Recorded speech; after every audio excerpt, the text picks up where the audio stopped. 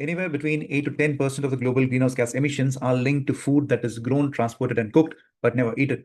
And every year, roughly 17% of food available to consumers is simply wasted, much of it ending in landfills where it releases methane, a gas that is far more potent than carbon dioxide. Now, imagine if the same food waste, instead of rotting in a dump, could be transformed within just 3 days to a high value biofertilizer that restores soil health, cuts emissions, and even improves farmers' income.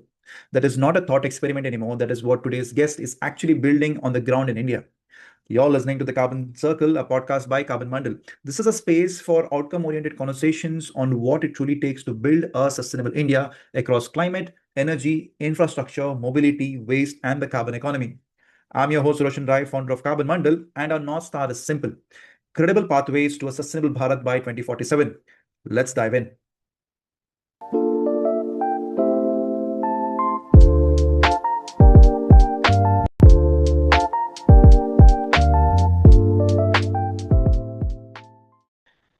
Hello and welcome to yet another podcast with the Carbon Circle. Today with us we have Ankita Vijayvergiya, co-founder of BillionCarbon and Nature Healers. Ankita is a climate leader, a LinkedIn top voice, and an engineer turned entrepreneur with more than 15 years of global experience across technology, startups, and scaling businesses. She holds a computer science degree from BITS Pilani and an MBA from London Business School. And today she's building Billion Carbon with a bold mission to enable mitigation of 1 billion tons of CO2 and create 100,000 climate jobs by 2030. Billion Carbon focuses on nutrient mining from biodegradable wet waste, rapidly converting food waste into a climate positive liquid biofertilizer concentrate that supports soil regeneration and carbon sequestration. Their innovation processes food waste in about 3 days with up to 95% of biomass reduction, no odor, no sludge, using circular, low energy approach at or near the source of waste generation itself. And in this very conversation, we are going to cover three big ideas. The first is why food waste in India is most underleveraged climate opportunities. That is the topic number one. The second topic that we'll try touching upon is how Billion Carbon is designing climate infrastructure that is plug and play, circular, and capital light without owning a factory. And the third part is what it'll take at the systems level to rebuild food soil loop for Indian cities and farmers. Ankita, welcome to the Carbon Circle. It's a pleasure to have you with us. Well, Roshan, firstly, thank you for the amazing introduction. It was such a wonderful thing coming from you, because I remember you've been the first partner that we worked with for Billion Carbon during our initial research days, right? And we have a really pleasant history over there. So just hearing all of that journey here brings a lot of fresh memories in my mind. So yeah, thank you so much for the wonderful introduction once again. Thank you, and the pleasure is all ours. I mean, I've been trying to get you as a guest for quite some time. I know we have had a few changes in dates. It's completely my fault, and I've scheduled it a couple of times. So yeah, deeply apologetic for that.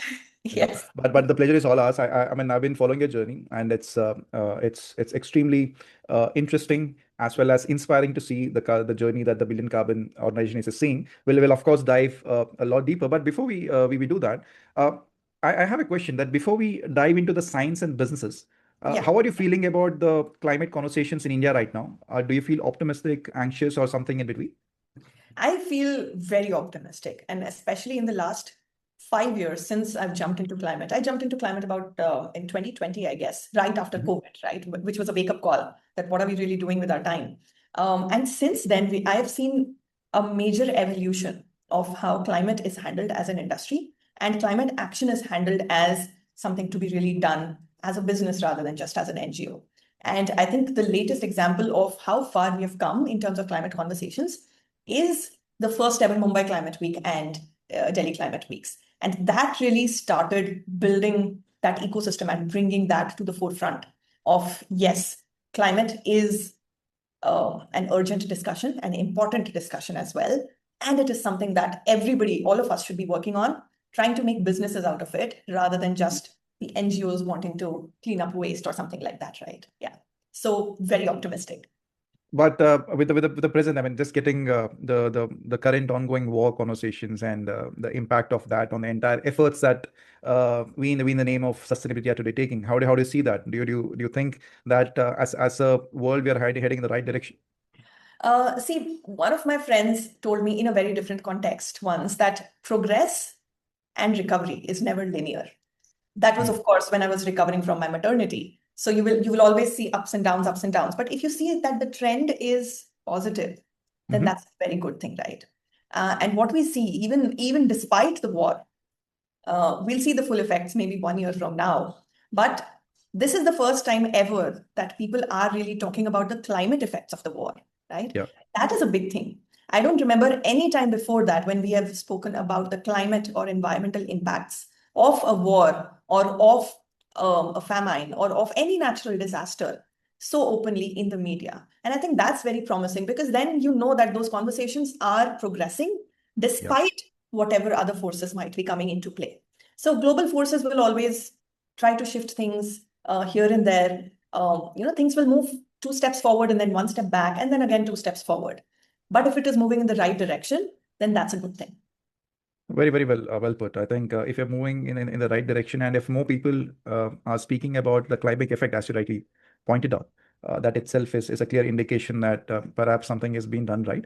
That so many people are today having these conversations about climate change and the impacts of war on the same. Right. Okay, Ankita, let's begin with the journey. I want to start with the journey because I think it mirrors what many professionals in India are quietly feeling: this tension between a successful corporate career and the need to work that actually moves the climate needle. So I remember you and your brother first started Nature Healers, Yes. helping people move towards sustainable lifestyles before Billion Carbon came into the picture. What did you learn from Nature Healers about behavioral change and community that you carry to Billion Carbon today? So lots of things actually, but let me just break it down a little. So it was COVID time, like I said, when I realized that, we really need to do something better with our times rather than spend time in corporate careers just climbing the ladder. And at that time, we didn't know what we wanted to do with climate. We just knew that, yes, climate is our second career, but what in climate was not clear. And so we were researching a lot across a lot of things. And with all of that research, we started creating programs. These were like 3 to 4 month educational programs, climate action programs, designed for individuals to help them move to a more sustainable lifestyle. And then, of course, because we are engineers, we also made a fancy app out of it. And we were running several programs every month, right? And we were also doing a lot of impact analysis for each of those programs. Which program is having how much impact on carbon sequestration? We were running 3 programs at that time: sustainable menstruation, plastics, and home compost. And it was very clear to see that composting, or rather food waste, was the place where we could have the maximum impact and the maximum business opportunity combined. And that was where really our journey into food waste started. The research journey into food waste really started. So the main thing that we really learned out of that experience with Nature Healers about behavioral change was that individual behavioral change is not going to solve climate action.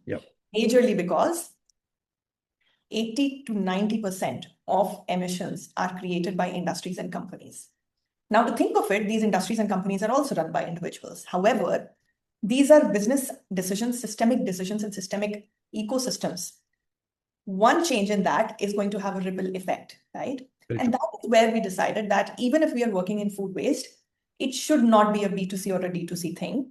It should not be created for households or individuals. It needs to be solving for the food waste problem of the commercial segment of industries, of B2B or B2G segment. And I think that was what really defined our journey and segueing us into Billion Carbon. Very interesting. I mean, some learnings from the previous entrepreneur journey that you had led to Billion Carbon. Yes. And at Carbon Mandal, we also believe on the same fact that changing individuals is not going to have a significant impact, given the time restriction that we have. We need to do a lot of things or move a lot of things in a very short period of time. Yeah. So instead of rather than focusing on the 80%, focus on the 20% who are mostly responsible for the bigger problem that we today know as climate change. But again, Ankita, I mean, as a woman entrepreneur, if you think about you who left corporate and you who leads Billion Carbon today, what has changed the most in your risk appetite and decision making? In my risk appetite, well, earlier I think I was taking risks for somebody else. So I was always in my mind trying to judge, trying to figure out the possibilities of, okay, what happens if this doesn't go well? What happens if I'm not able to close this client? Will I still have my job? Will I still have that next promotion, right? And that's a very different risk appetite versus when you're running your own business.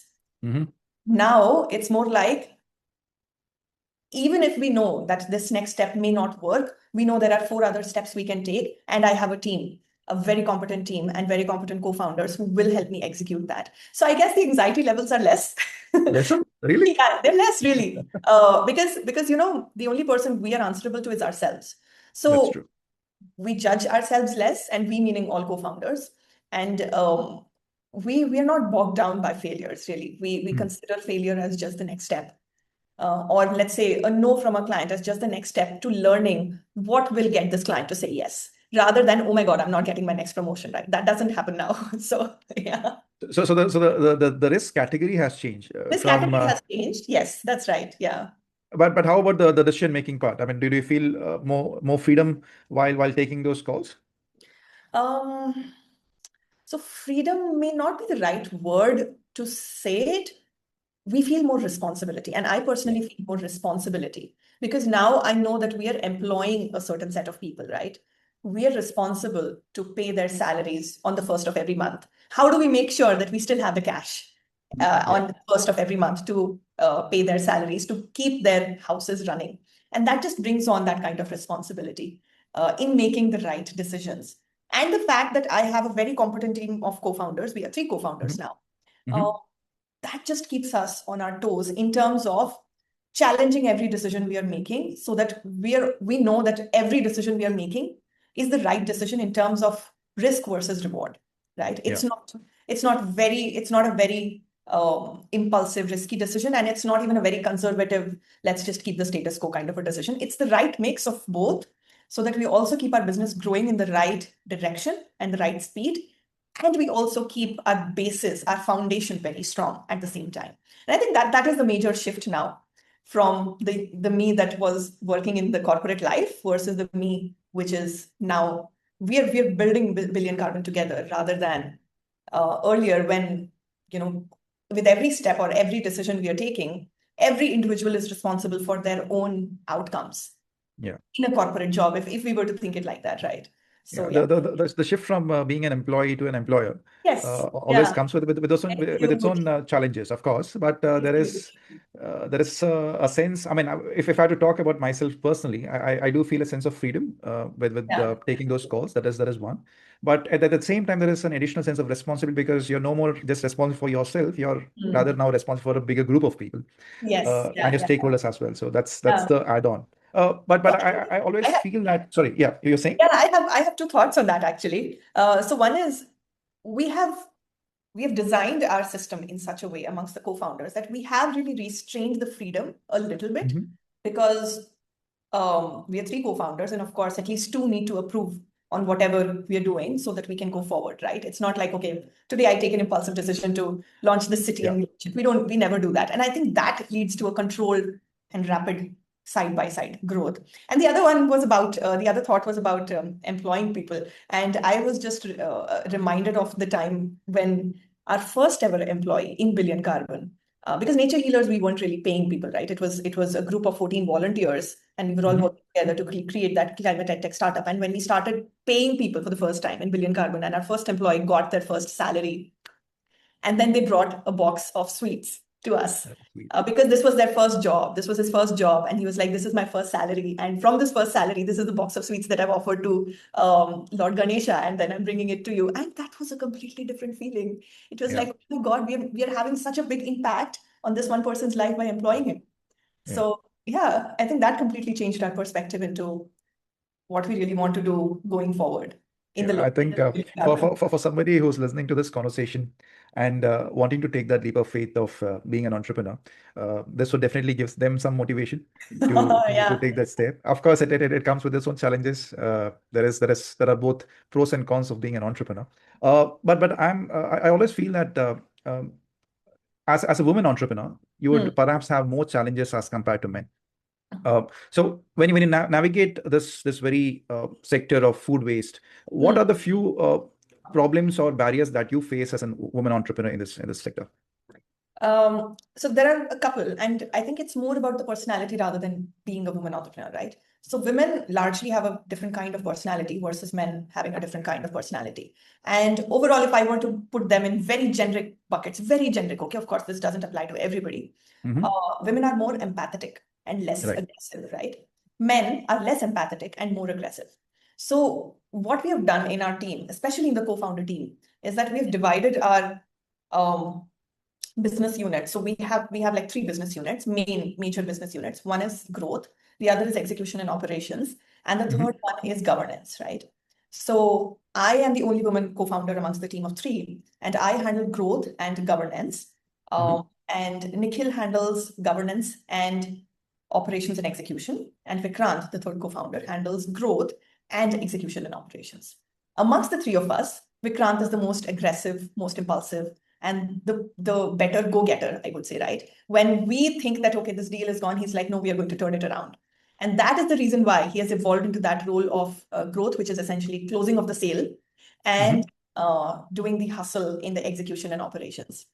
And that's an example of how we have aligned ourselves, the 3 of us, based on our personalities. And we have realized that this structure is really working very well for us. Right. So even when we have to go into a difficult conversation with a client, and we know that this conversation is going to be of a certain kind, we decide who the person is going to be from our team who's going to be in front of the client, right? If it is a conversation around big strategy decisions in which we have to show big dreams, then it's me. Mm-hmm. If it is a conversation around this didn't work well, we're not going to pay you, then it's Vikrant.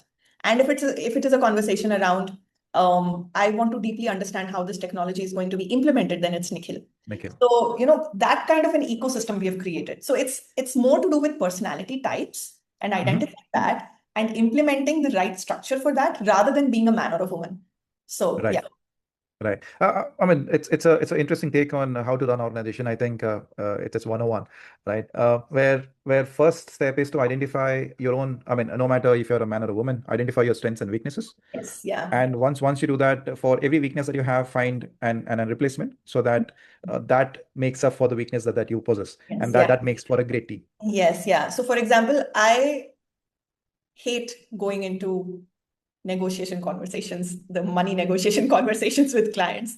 And Yeah. Vikrant does that really well, right? So that's where we put him in the forefront. And I think a lot of women feel that because we are just, I think we've evolved in that way that we are more empathetic and we are less of risk takers. It doesn't come naturally to us. And I'm Yeah. seeing this firsthand when I'm raising my 2-year-old, right? The way I handle him versus the way Vikrant also happens to be my husband, handles him, right?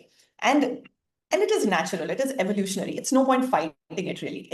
The point is, how do we build from it? And that's what we have done.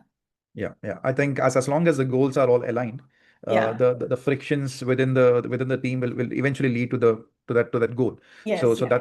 but kudos. I mean, kudos to you and the team. You have found the right balance to make it all work. So Ankita, let's zoom out from the founder's journey and do a forensic on the problem Yeah. itself.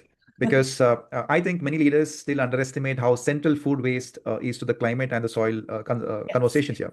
So, Yeah. Ankita, help me understand or visualize the scale. Globally, we know roughly 17% of the food available to consumers is wasted, and food waste drives over 8% of the global emissions. Now, how does this translate in the Indian context across cities or hotels, canteens, institutional kitchens? Can you throw some light there? Yes. So food waste is a huge problem worldwide. If Mm-hmm. I were to look at it from the lens of India in itself, it is estimated that 60 billion kgs of food waste is dumped into India's landfills every day. Not Every every day? month, not every month, not every year, every day. Wow. This is every day. Now, this is not going to match with the official figures that you get because official figures are only the ones that are meant to be recorded, right? 60 billion kgs. That leads to 12 billion kgs of methane emissions, of carbon dioxide equivalent emissions, sorry, right? Mm-hmm. And that is huge. That is a huge potential of climate change right there, lying over there, right? Especially when this leads to when the food waste ends up in the landfill, this leads to methane emissions. And methane is a gas which is 80 times more potent than carbon dioxide in the 10-year or 20-year time frame. And that, when you look at it from that angle, right, it feels like, why is really nobody working on this problem? Is it really that difficult?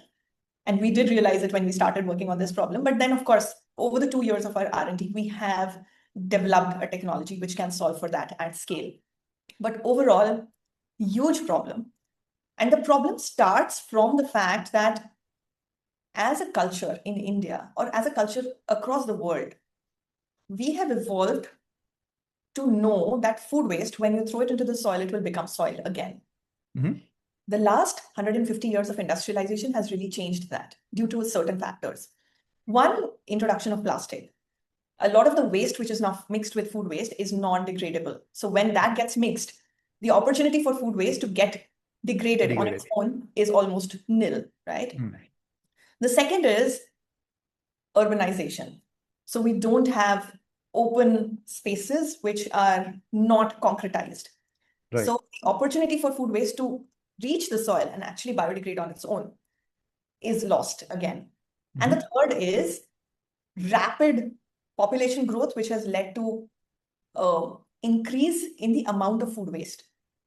If you were throwing just 1 kg of food waste on a single day, of course, it will get biodegraded. But in the same space, if you were to throw 100 kgs of food waste every day, it's not going to get biodegraded. Nature has not evolved for that, right? Yeah. And hence it becomes important to actually solve for that problem. How do we do it in the urban ecosystem at scale? So, Ankita, walk us through the typical journey of food waste in a large Indian city today, from kitchen to collection to landfill. Where are the biggest leakages, both environmentally and economically there? Okay, so there are, in any urban landscape, in any urban city, there are two kinds of waste generators, majorly two kinds.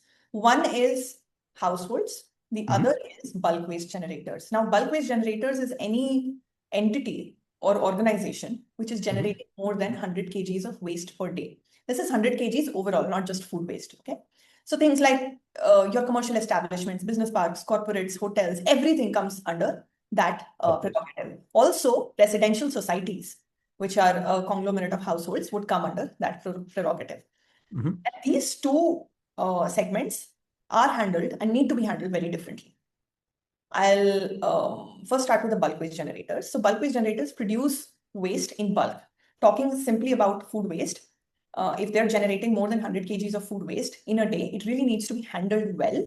Otherwise, start rotting and it'll end up in the wrong places, right? The food waste supply chain or value chain over there goes like this. They may have a canteen or a source where food is being prepared, or they may be an industry, a food processing industry, which is having food waste left over, let's say fruit peels for a juice industry, etc. All of that is collected. It is brought to a central location in their campus. And then something happens to it. It either gets treated if they have an in-house treatment setup, which is usually an organic waste composter machine, not a very good way of, not a very efficient operations.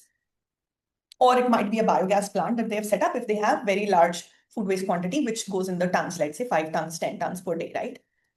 Or they may be sending it out through a vendor to either the landfill, dump site, or to what is often called a piggery. So they would have a piggeries, yes.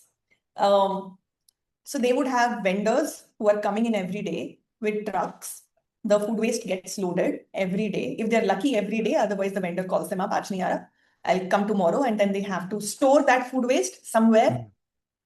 And you won't believe it, a lot of campuses, a lot of organizations have cold rooms where they store the food waste so it doesn't get rotted, so it doesn't rot. So that is an additional electricity expense to manage that refrigerated entire cold room. This is not food that needs to be processed. This is food waste that needs to be given away, right? And then the vendor comes, the truck gets loaded, and then it goes off. And that's where the bulk waste generator feels like out of sight, out of mind. The truck then either goes to the dump site if it is a municipality truck.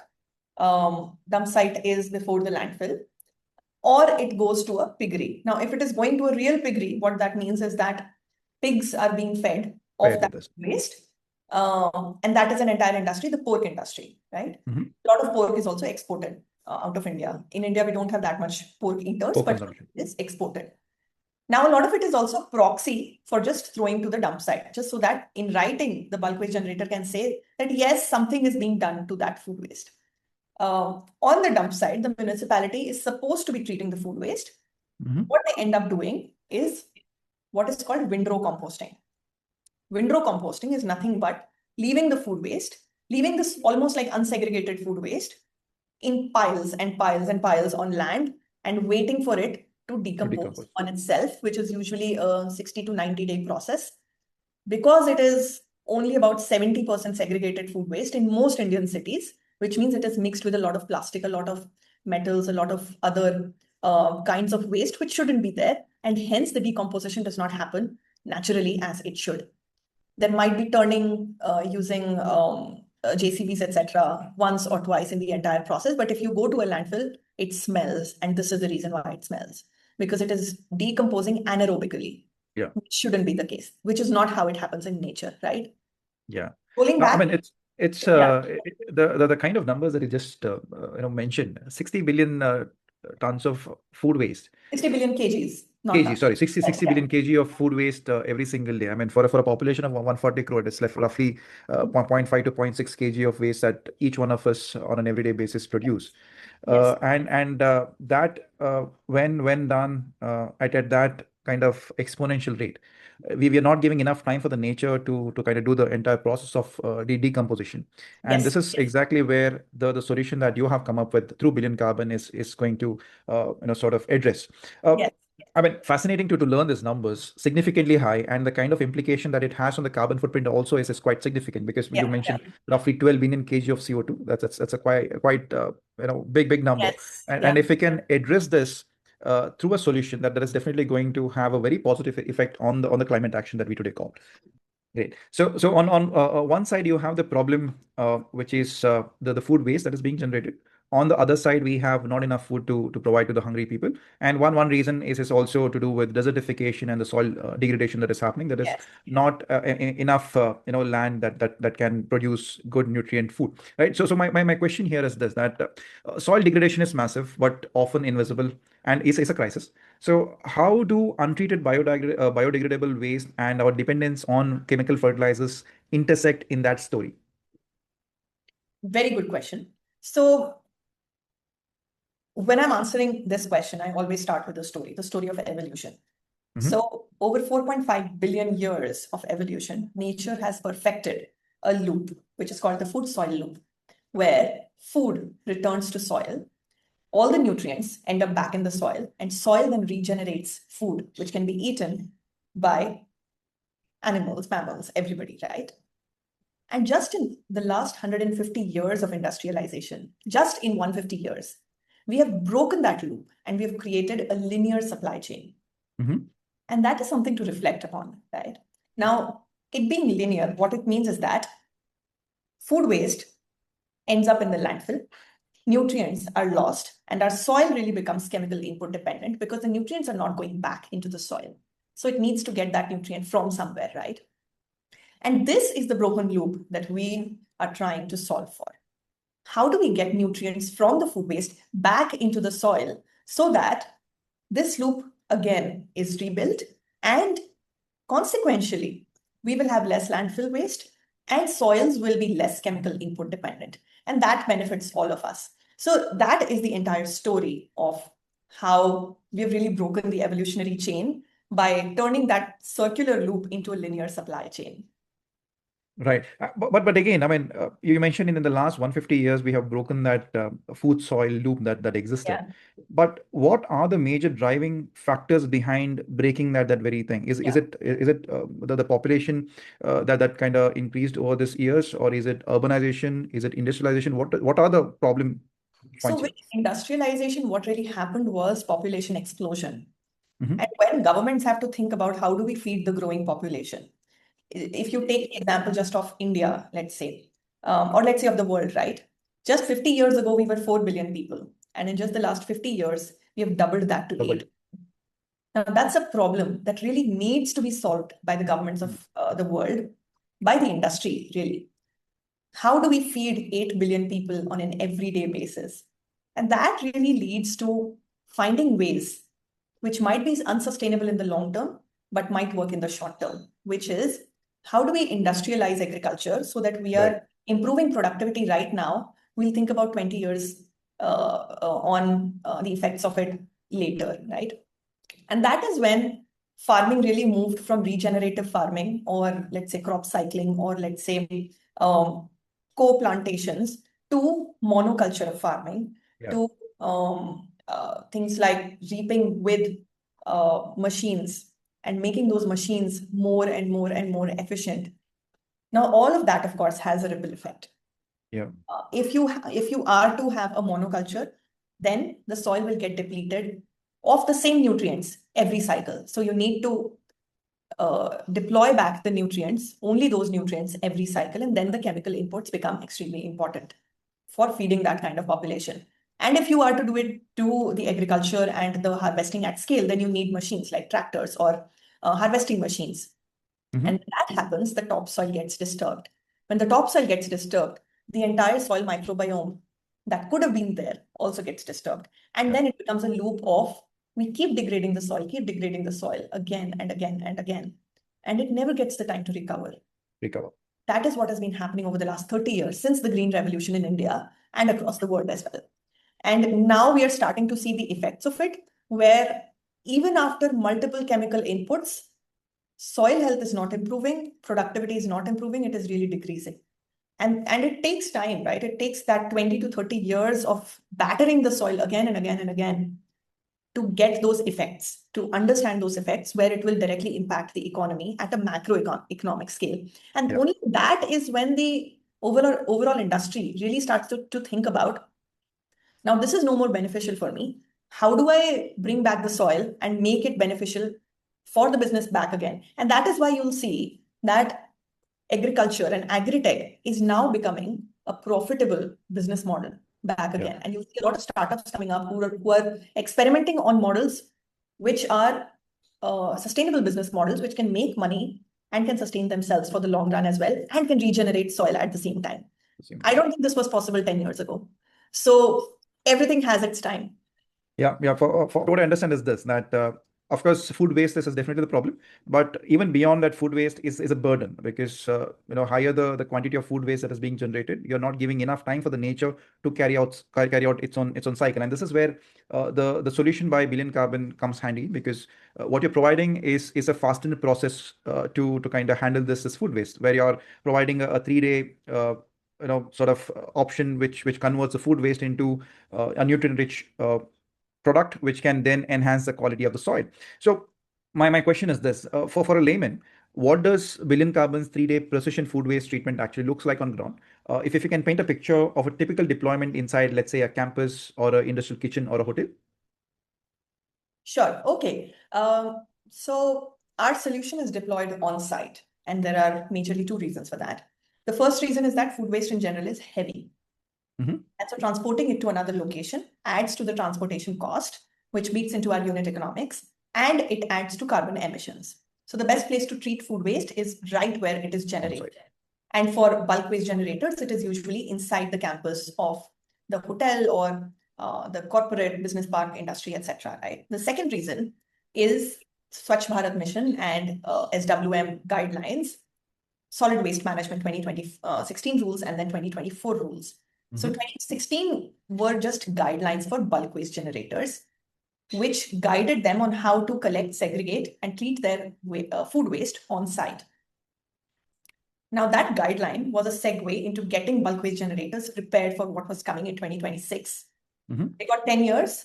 A lot of them actually adopted technologies to treat the food waste. None of the technologies were scalable, but they were doing it just to have a compliance check mark. In 2026, that guideline has become a mandated rule for bulk waste generators, that they have to treat their food waste on site. They can still give away their dry waste, sanitary waste, everything, but food waste needs to be treated on site. On site. Now, of course, it will come into effect in phases, but this is a great push for the entire industry to start treating food waste in the right way, for the first reason that I mentioned, which is food waste is heavy, cannot be transported elsewhere, right? Right. Hence, our solution is set up on site. Now, how does it look like? It's a modular solution. We have bioreactors. Each bioreactor is about this big, I would say, 4 feet by 4 feet. And they're set up in a line. And each bioreactor has a capacity ranging from 50 kgs per day to 100 kgs per day, depending on several factors, depending on the food waste substrate, depending on the climatic conditions, etc. Then this entire setup, we deploy it on the client side. And then it is run on an everyday basis by our technical supervisors and by the ground staff of the client or an operating partner. What happens on an everyday basis is follows. The food waste will be collected, segregated, and brought in. The other way around, actually. For bulk waste generators, the food waste is usually already segregated because it is originating from, let's say, canteens or a food processing site, right? So it's not mixed at the source. So that segregated waste is collected and brought to the BillionCarbon site, which is usually very close to the place where it is getting generated. Then pre-processing is done on that. And then each bioreactor is fed with a calibrated amount of food waste. Like I mentioned, 50 kgs to 50 kg to 100 kgs. Yes, each bioreactor has a special calibration. And that is managed by a technical supervisor on an everyday basis. And that's it. On an everyday basis, that's all that needs to be done. Just feeding of the bioreactors. And then the outputs are harvested only periodically. There are two kinds of fertilizers. One is a liquid biostimulant, and the other is the solid frass compost. The liquid biostimulant is harvested only once a week, and the solid frass compost is harvested once a month. What this means is that on an everyday basis, food waste is only going in and nothing is really coming out. And that is how easy and scalable we have made the operations. One of the biggest problems with the technologies prior to ours, for example, organic waste composter machines or biogas, etc., was on an everyday basis, they create sludge. And sludge is not compost. Sludge smells. And the biomass reduction is very low, which means that if it ranges from about 40 to 50%, which means that if you're putting in 100 kgs of waste on a daily basis, you will still get 50 kgs of sludge coming out of the machine that you need to handle. And that is a big operational hassle for clients for bulk waste generators, which is the main reason why no technology has scaled so far. So that is what we really solved for. How do we reduce the biomass to an extent that the output operations become minimized? So I'm proud to say that now what we have achieved is that we are able to achieve up to 95% of biomass reduction in 3 days or less. What this means practically is that if you put in 100 kgs of food waste, at the end of the day, if all goes well, and if we are reaching the up to 95% biomass reduction, then you will be getting just 5% of remaining fertilizers. Now, of course, this varies by food waste substrate. Usually in canteens, the food waste is very liquidy, dal, sambar, that kind of thing, right? So our biomass reduction is slightly less. So it ranges from 80% to 95%, which is still so much better than the 50%, right? Yeah. And hence the operations have become really easy and really scalable. And hence the outputs have to be harvested only periodically, once a week for the liquid and once a month for the solid frass compost. That is the key to scalability. And that is what we have figured out. Very interesting, because as a solution itself, when you compare it to the organic waste converters, you state that this is clearly on the higher side with 85 to 95% reduction within a 3-day period, and also it reduces the hassles of moving the waste around. But if I understand it correctly, any food waste is majorly made up of water content. Roughly 90% of it is water, and the biomass is significantly small as compared to the entire the wet waste. The weight of it.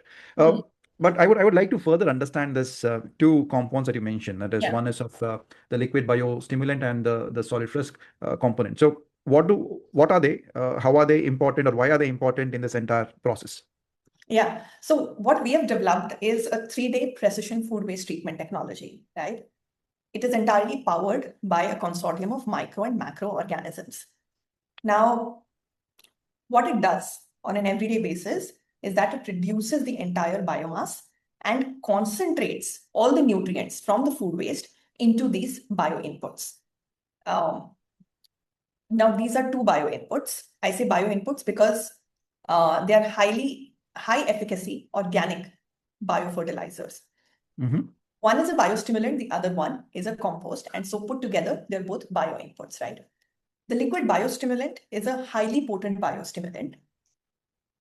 It needs to be diluted 20 to 40 times before it can be applied on urban landscapes or crops or agriculture. Now, the solid frass compost is 3 to 4 times more potent than vermicompost. And vermicompost right now is the best kind of solid compost out there. Now, both of these are currently under field trials, R&D and field trials. They're not commercially available right now. We are currently in the process of productizing them and bringing them to market, which will probably happen 2027 sometimes, because agricultural cycles, even if we go the fastest, R&D field trials, the fastest is going to be 18 months. Yeah. So both of these are highly rich in micronutrients, which needs to be put back into the soil, and they work for soil regeneration and carbon sequestration in the soil. And that is the entire loop that we have created. How do we take the food waste? How do we treat it in a way which is scalable for the urban ecosystem, fast, optimizing on two things. One is biomass reduction and the speed of conversion. And then how do we make sure that the output, the nutrients in the output are conserved and they're not just thrown away into a landfill or let's say incinerated or burnt, which happens in a lot of cases for food waste treatment. Yeah. And then that reaches back the soil. So we are still working on the latter half of it. The second leg of it. Yes, yeah. The first half is something that we have figured out. And for the first half, we are now on our 1 to 10 journey. We have figured out the 0 to 1. So yeah.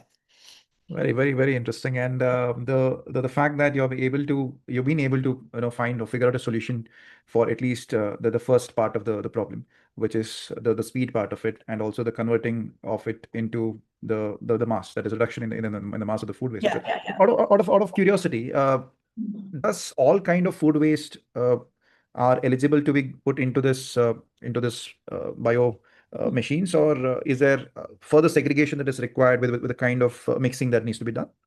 So our bioreactors, they can take all kinds of food waste except high fiber plant residue, which is essentially your coconut shells or sugarcane bagasse or those kind of things, right?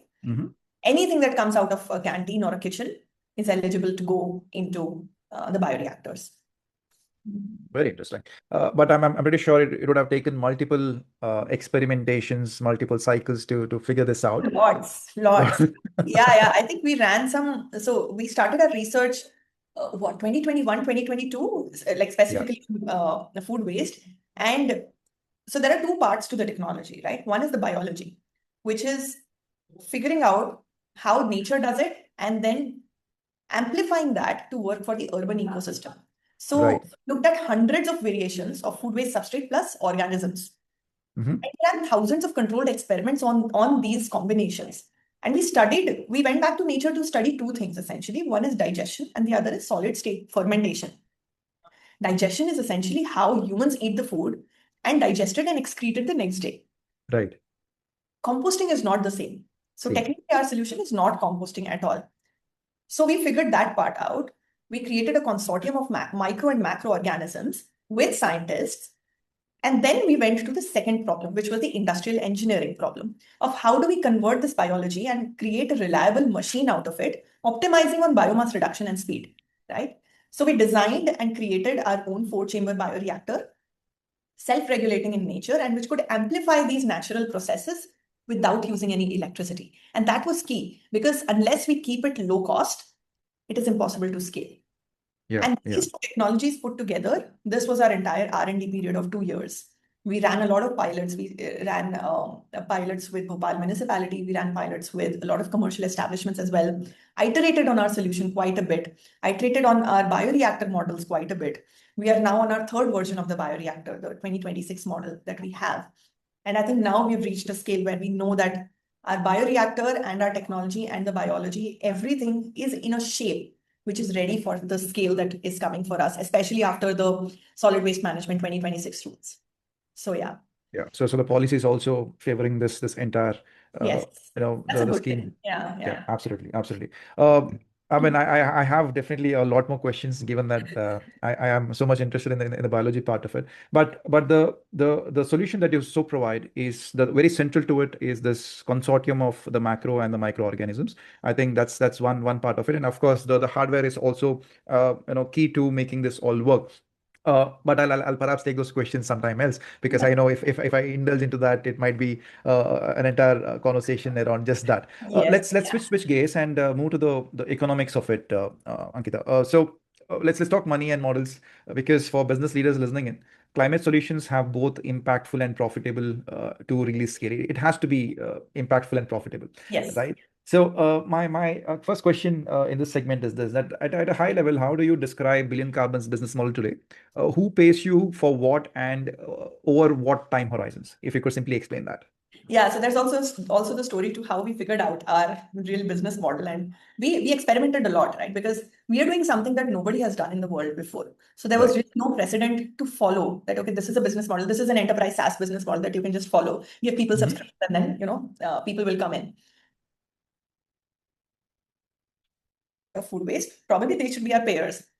Hence, our first pilot was with Bhopal municipality.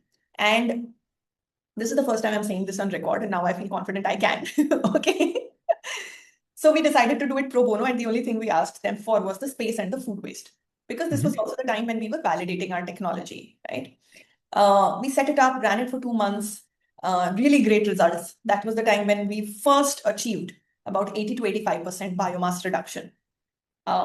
We went to the Bhopal municipality. Okay, please pay us money. How do we now run this forward, right? Give us a contract or something like that, at least pay us something, operating fee or something.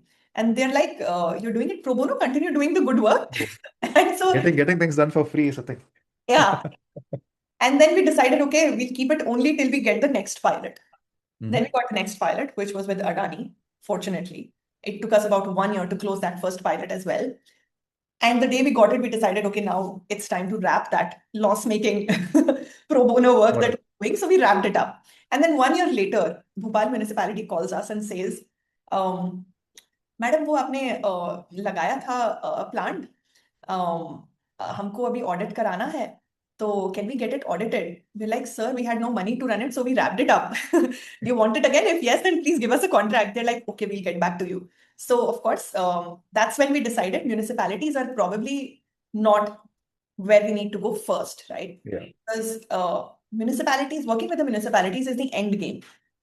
They have food waste in the order of hundreds of tons per day. That is where the maximum impact will come. However, the payment cycles and the sales cycles run into years. And hence, as a startup, just building the technology, cash is going to be king for us. We do not have deep pockets right now. So we need to go to the customer segment, which might have a lower quantum of waste. However, they'll be able to pay us in a disciplined manner. Hence, the customer segment that we turned to after we got the first pilot with Adani was the bulk waste generator customer segment. Very disciplined in contracts, very disciplined in POs and in payments. Sales cycles are not very long, 3 to 6 months. And the quantum of the waste is a quantum of ranging from 100 kgs per day to about 10 tons per day, which is also a good quantum for us to learn to how to scale, right? So right now we are able to do up to 10 tons per day. And that is a great learning opportunity for us to prepare for municipalities, which will probably come 2 to 3 years from now for us. So in terms of the business model, if I were to just wrap it up, we work with the customer segment of bulk waste generators, large organizations, because 50% of the entire food waste is generated by them. And they're mandated by the government to treat their food waste on site. So they become the perfect customer for us. I should say they come looking for us rather than we go looking for them, right?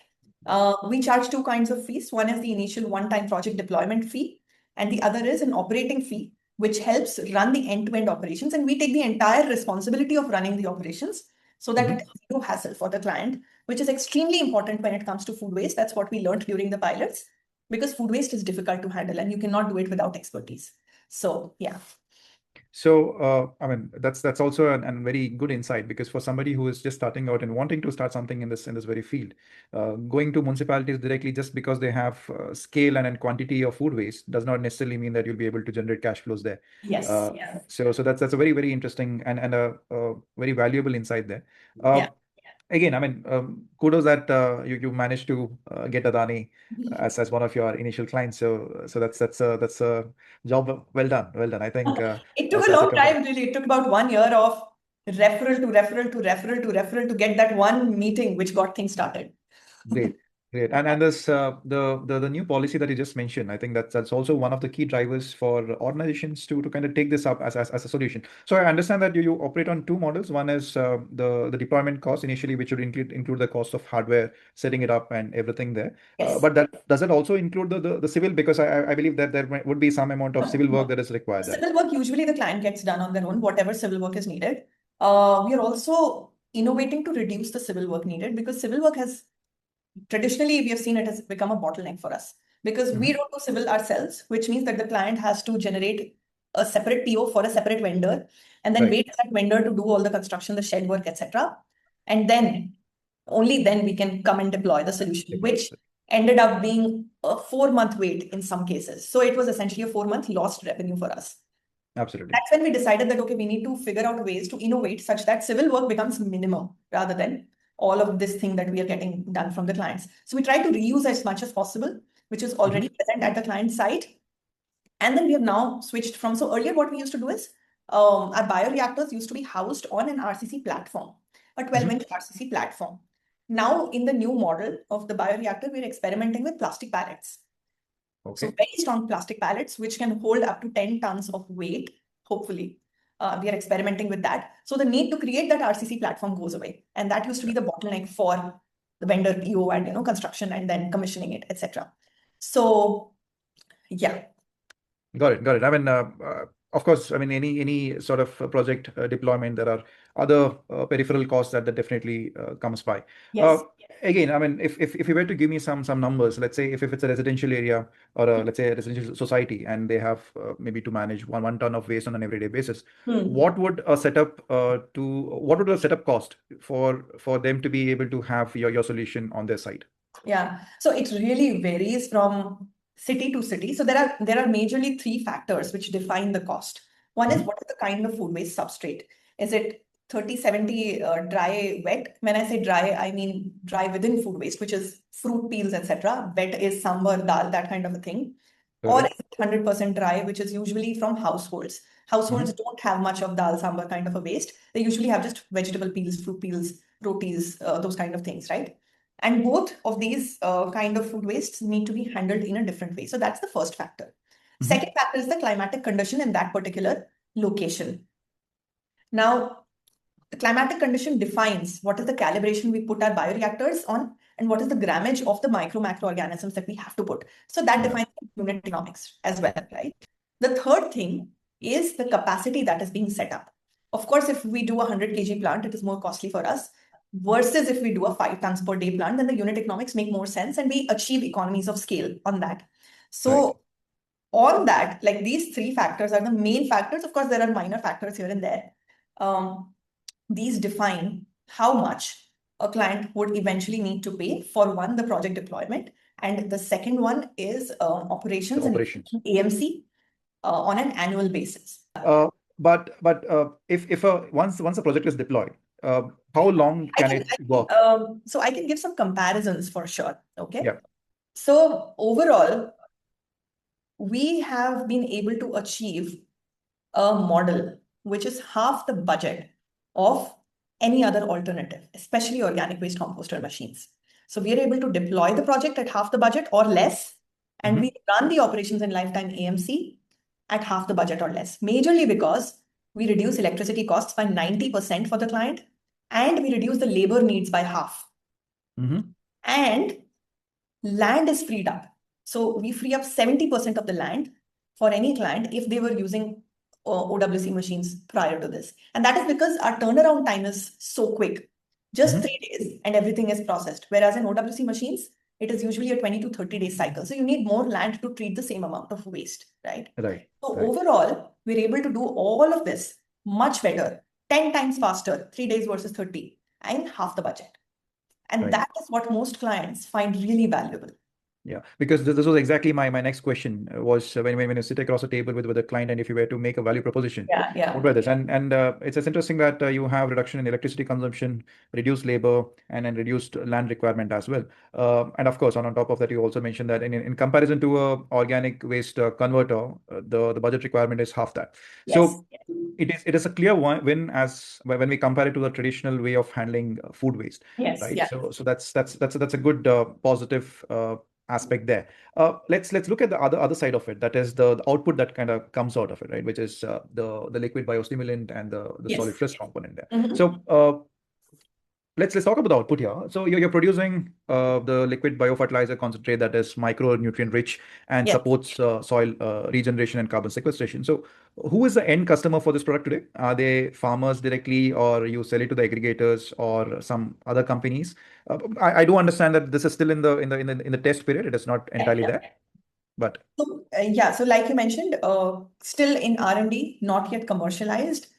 What we currently do is we ask our clients to utilize it within their own campus and green spaces, urban landscapes. End customer, eventually, we want it to be agriculture because, of course, this is going to be a primary lever of moving farming to organic farming, like one of the primary components we are expecting this to be, right? But yeah, overall, the end consumer is going to be twofold, like we have seen. One is the urban landscapes. We replace the synthetic inputs over there. Right now, even urban landscapes use a lot of synthetic chemical inputs like urea, like DAP, like a lot of pesticides, insecticides, etc. A portion of that, if not all, can be easily replaced. And the right, other part is agriculture. Now, agriculture is slightly more complicated because, of course, the farmer's earnings are dependent on how much produce is created. Hence, transition to organic is always a 5-year plan for a farmer. It's not like stop today and move to organic yeah, tomorrow. That yeah, never not happens. happens. And we shouldn't do that as well because Yeah. that reduces the productivity in the first 1 or 2 years, and then the productivity jumps back again. And also, every crop usually has different nutrient requirements, and agriculture is a full science in itself, and that needs to be balanced. So, both of these outputs, the liquid biostimulant and the solid frass compost, are going to be important additions to the entire organic portfolio of products that farmers would be using eventually. Very, very interesting. So my last question here is this, that if you have 1 kg of food waste that is put into the bioreactor, how Hmm. much of this liquid output do we get out of it? Is there Hmm. a ratio to that? There is a ratio. Now, of course, that ratio depends on the food waste substrate as well. Mhm. Overall, what we have seen, and this is lab conditions, we see 95% biomass reduction. The 5% that is left is a combination of the liquid and the solid. Right. 1.5% is the liquid biostimulant, and 3.5% is the solid frass compost. Now, this total 5% ranges, like I mentioned, from 5% to about 20-25% as well, depending on the food waste substrate that we are bringing in. Right, right. Uh, a fascinating conversation. I thoroughly enjoyed it. I think people will definitely do a part 2 because I have a list of questions that are still pending around startups, the Sure, sure. fundings, Yes. and Yeah. the Vikas Bharat the theme there. Yeah. But Ankita, thank you so much for your time. It was an absolute pleasure engaging with you, trying to understand Billion Carbon and the kind of services that you're providing today. We will definitely, I think for the listeners, they have definitely uh, find value in Mhm. this very conversation, because one, the problem itself, you have laid it out in utmost clarity, with all the details of the quantity, the scale, the burden that it puts on the system, and everything in between. And two, you also have explained the solution to the problem through Billion Carbon. What is that you're providing today? And if a startup were to approach this very problem, trying to find a solution to this problem, don't go to municipalities right away. Maybe start with a private entity or a public entity there. So But because there is a point there. So I don't think it's a hard and fast rule for all startups. Some startups actually do very well with municipalities as well. right. Um, but the thing is, you need to be prepared for the long payment cycles, the long sales cycles as Absolutely. I mean, because every startup, unless you're funded, you have a cash crunch, and yeah. with unhealthy cash flows, sustenance becomes a problem, and that's where I think that insight is extremely Yes. valuable. So, Ankita, we will wrap this as part 1, and we will continue the conversation maybe sometime uh, whenever you're available in the next couple of weeks, perhaps, so that Absolutely. we can do a part 2 as well, so that we complete the entire spectrum. Yes. Uh, I hope you enjoy the conversation. It was an absolute pleasure. Sorry. It was an Privilege. absolute pleasure, Roshan, and always great talking to you because I think I learned so much from the questions you ask. It helps me think through the things that on an everyday basis in the business we are too bogged down by the whirlwind, right? But Yeah. it's really important to step back and see what are we building and what is the context of what we're building. And I think this conversation did that really well. So thankful for all the thoughtful questions that you had. Thank you. The pleasure is all mine. I'll give a quick call to action, maybe, so that it comes in the final recording. So Ankita, this has been a fascinating deep dive, not just to science of nutrient mining from food waste, but into economics and system thinking that is required to make climate action commercially viable. For listeners who want to go deeper, you can learn more about Billion Carbon's work and explore potential collaborations at www.billioncarbon.com. And you can connect with Ankita on LinkedIn to follow her journey and insights on climate entrepreneurship and circularity.